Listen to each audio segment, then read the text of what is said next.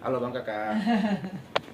Jumpa lagi sama kami dari DHKT. Nah, sekarang kita akan menyampaikan mengenai Sadari Risk Management Guidelines dari ISO 31000/2018.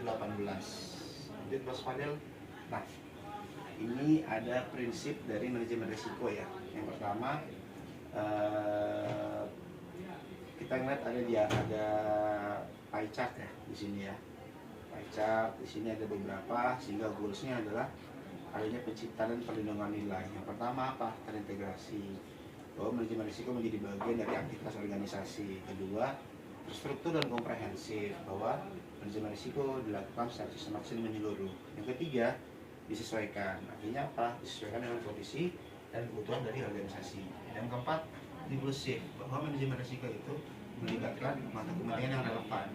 Berikutnya dinamis, karena manajemen risiko mampu menyesuaikan dengan perubahan. Kemudian menggunakan informasi terbaik yang tersedia dan mempertimbangkan faktor manusia dan budaya, di mana perilaku dan budaya mempengaruhi efektivitas manajemen risiko. Dan terakhir adalah adanya perbaikan yang berkelanjutan, di mana manajemen risiko ditingkatkan secara terus-menerus melalui evaluasi dan pembelajaran. Oke, nah, kerangka kerja manajemen risiko, apa sih tujuannya? Yang pertama adalah membantu dalam mengintegrasikan manajemen risiko ke seluruh aktivitas dan fungsi dari organisasi. Kerangka kerja itu menekankan bahwa manajemen risiko adalah apa? Didukung oleh kepemimpinan dan komitmen, dijalankan melalui tahapan integrasi, desain implementasi, evaluasi, dan perbaikan yang berkelanjutan. Nah, proses manajemen risiko ini ada beberapa proses ya. Pertama, lingkup, konteks dan kriterianya apa?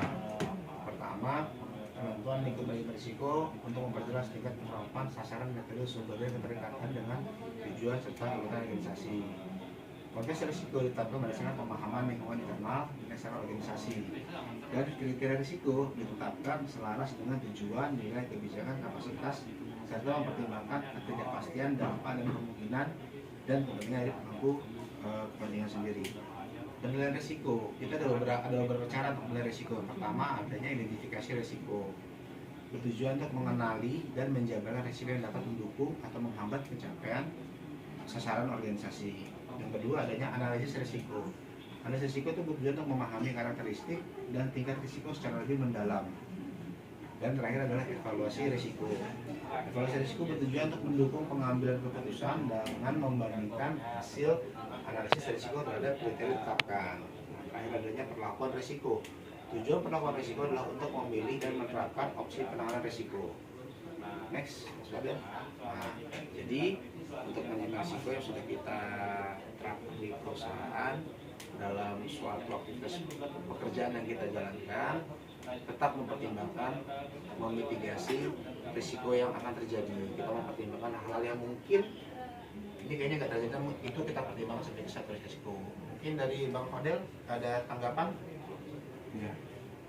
Jadi memang kalau kita lihat dari materi ini ya Bang Adi ya, memang manajemen risiko ini disesuaikan sih, kalau lebih tepatnya disesuaikan dengan apa kebutuhan yang kita inginkan gitu kan. Karena memang prinsip manajemen risiko itu seperti yang Bang Adi bilang tadi, ada terintegrasi, struktur, disesuaikan, inklusif, dinamis, menggunakan informasi terbaik dan lain-lainnya. Memang risiko ini bukan sesuatu yang bisa dianggap remeh, karena setiap proses kerja kita ada risiko di dalamnya dan bagaimana kita memanajemen risiko tersebut. Super sekali. Oke, baik, demikian dari kami. Terima kasih. Nama saya Bang Kakak.